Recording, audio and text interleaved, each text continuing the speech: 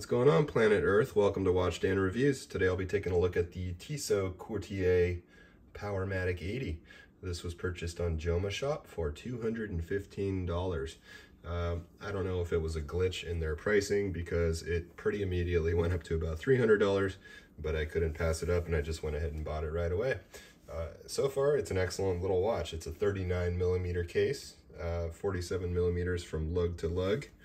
It's coming in at a pretty lightweight due to the leather strap here. It's coming in about 83.5 grams, and it's very thin, 10.8 millimeters.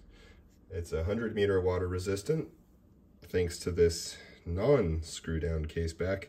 It's actually just a pressed case back, but that's okay. We do not have a screw down crown. We do have hand winding though. And this Powermatic 80 movement is pretty awesome. Let's have a little look at it. It's fascinating to me that of all the movements out there, you know, obviously the EDIT 2824 is one of the most popular movements, and this Powermatic is a slowed down take on that. But if you look at that balance wheel, you'll notice there's no regulator on it. I don't know if they regulated this watch from the factory, but it's actually keeping decent time. It's about 4.5 seconds slow per day, which is right there with some of my best ETA movements. So I appreciate that, Tissot. Nice job. What you'll notice, guys, is this watch is going to get very high marks in a lot of ways, but especially for value. I don't think there is a watch in my collection that can hold a candle to this in terms of value. I actually wore my Timex Waterbury today. This watch cost me, I think, closer to $300, but it uses a Japanese Miyota movement that doesn't even have hacking. Now, this is a full-blown Swiss ETA movement in here, and for $215, I mean, there's just no watch out there that's going to be as good as this one. It's accurate, it's comfortable, and it's cool looking. Let's take a look at this case, huh? You can see on the side, what would be sort of an angled, you know, slab is broken up by these little grinded, you know, stainless steel grained indentations. And it actually is kind of cool the way that that looks. And what it does on the crown side is it creates these little crown guards. And you can see how that crown is inset about 1 millimeter within those indentations, and you end up with little makeshift crown guards. That's really cool. I really like this leather strap. I will say it is quite stiff. I mean, very, very stiff, and it's very thick too, so that's part of the reason it's so stiff. And that kind of lends itself to being slightly uncomfortable, but that's okay because I know that'll break in over time, and being so thick and hardy, it should last a long time too. And forgive my voice, guys. I've been fighting this cold my daughter gave me, and it just seems to keep on getting worse. I don't know. It was bad a couple days ago. I started getting sick, and now I'm just feeling really bad. So sorry about the way I sound, but I'm just going to get you some good close-ups of this dial. You can see the orange stitching on the strap there. And what you'll notice is if you look closely at those little minute markers, they're actually orange as well. So very nice little accents there. The day and date feature are crisp and flip over very quickly, right at 12 o'clock. If you look closely at the date window down there, you'll notice that it's framed out far beyond the borders of the actual window itself, but because it's color matched, it's kind of hard to see. I thought it might be kind of cool if they had done it like some other watches where they have 23 and then 22 and 24, but it actually looks pretty good and it's symmetrical the way that they did it, so that's okay. The day date feature is excellent to have. It's very utilitarian. I know it's popular in a lot of Asian countries. I find it to be something that's very, very nice to have. I frequently look down at my watch when I'm leaving voicemails and I say it's the 23rd of May or March, but it's nice to see that Thursday right there so I can remember what the actual day of the week it is. So that's cool. The indices are, they're It's kind of three-dimensional.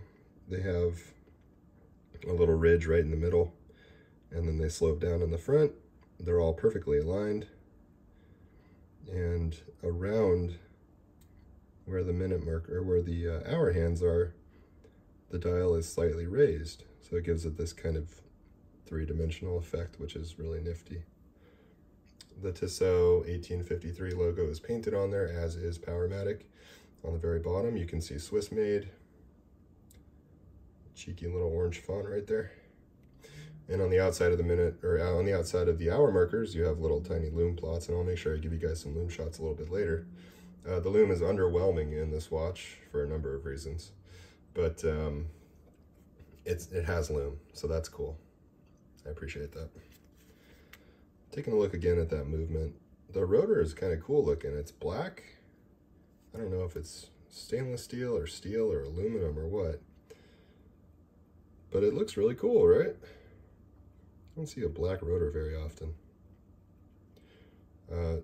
Tissot is a watch brand that's been around for a long, 170 years this year. That's an old brand with a lot of heritage. So to get a Swiss watch with a Swiss ETA movement with 80 hours power reserve, for that price, for 215 bucks, that's a steal. It's got to be a loss leader. I don't know for sure, but one thing that's really cool, I don't know if it'll show up on camera, the little T on the seconds hand there is actually illuminated.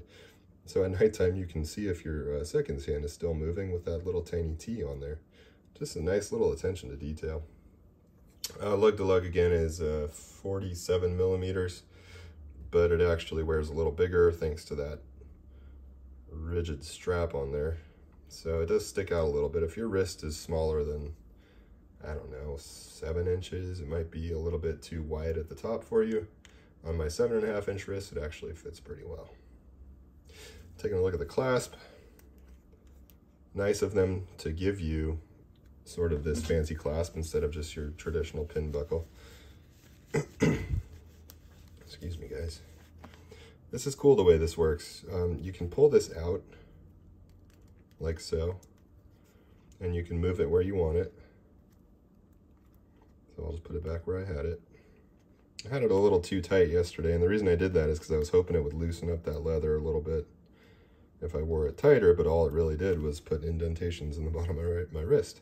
So I moved it back down a little bit. But yeah, you go ahead and close it like that, and then you hide away your little, the end of your strap and your minder loops there, and you got yourself a nice, sort of traditional looking watch, but with a butterfly clasp.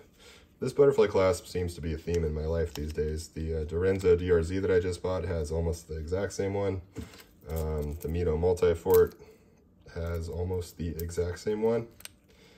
And honestly, how hard would it be to just kind of grind that down a little bit so it doesn't dig into the wrist? Every one of these watches that use this, that edge is just a little too jagged. And it wouldn't take much to make this watch much, much more comfortable.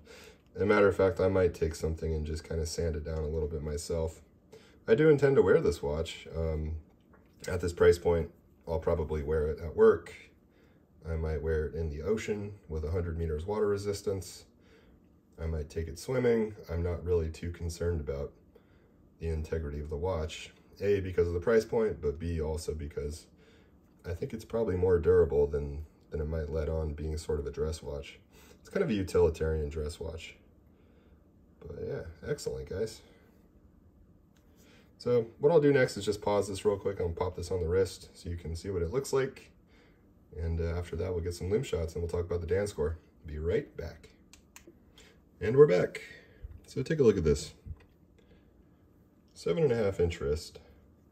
And you can see the way the watch kind of sits up a little bit, and that's the result of just how firm this leather is around here. But look at that clasp. It just kind of wants to dig into the wrist a little bit. So when I mentioned I might kind of grind it down a little bit, just very subtly, a tiny bit of grinding on there would make a huge difference on this watch. But otherwise it fits like a champ. It fits really well on my 7.5 inch wrist. It might sit a little bit taller than the 10.8 millimeters would suggest as a result, again, of that strap on there, but at 10.8 millimeters, it's so thin it doesn't really matter. It's very comfortable. It's very legible. It's easy to read, and it's obviously made from high quality stainless. I really like the profile of the watch. It flares out a little bit at the bottom on each side, and very cool. All right, guys. Well, I think I'll come back in a minute here and we'll do some lume shots and we'll go from there. Okay, let's head into a darker room so we can officially see the lume of the Tissot Courtier Powermatic 80. I should have mentioned that this is my first Tissot, but I've actually been buying my wife Tissots for a couple of years now, and she really likes hers. So take a look at that. The lume on the hands is almost kind of green, while the lume on the dial seems more like blue, BGW9 or something, but the lume on the dial fades out very quickly, to the point where it's actually hard to even see it at nighttime. And the only thing that kind of bothers me is that the lume on the minute hand and the lume on the second hand are so similar that it can be hard to tell whether it's, 1118 or 356. But look closely at that seconds hand. That little floating T right there cracks me up. So going a little further back, you can see that dial lume is kind of starting to be hard to see there. But like I said earlier, it's nice of them to give us lume. And the lume on the hands does last through the evening, so that's good.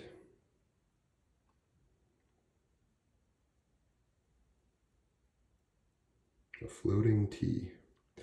All right, guys. Well, I'll come back in just a minute here. We'll talk about the Dan score, and stand by.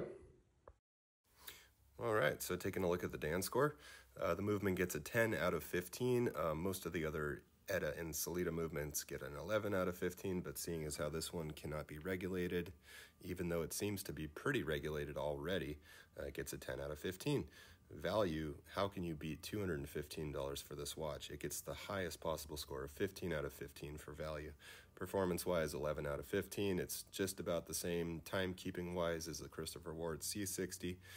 Comfort-wise, it gets a 6. It could easily get an 8 or even a 9 if they would just grind down the bottom of that butterfly clasp. That kind of drives me crazy. Quality, it gets an 8 out of 10. The quality is excellent. Everything lines up perfectly. It's well made. It looks really nice. Style gets a 7 out of 10. Not the most stylish watch, but honestly not bad. Legibility gets a 9 out of 10. It is exceptionally legible in all conditions. Durability, it gets an 8 out of 10. The Powermatic 80 movement has a silicone hairspring, and it is anti-magnetic, so it gets an 8 out of 10 for durability. The lume gets a 2 out of 5. Nothing really to write home about, although they do have lume, so it has to get at least something. So all in all, the Dan score, which is a score of the watch itself, it gets a 76.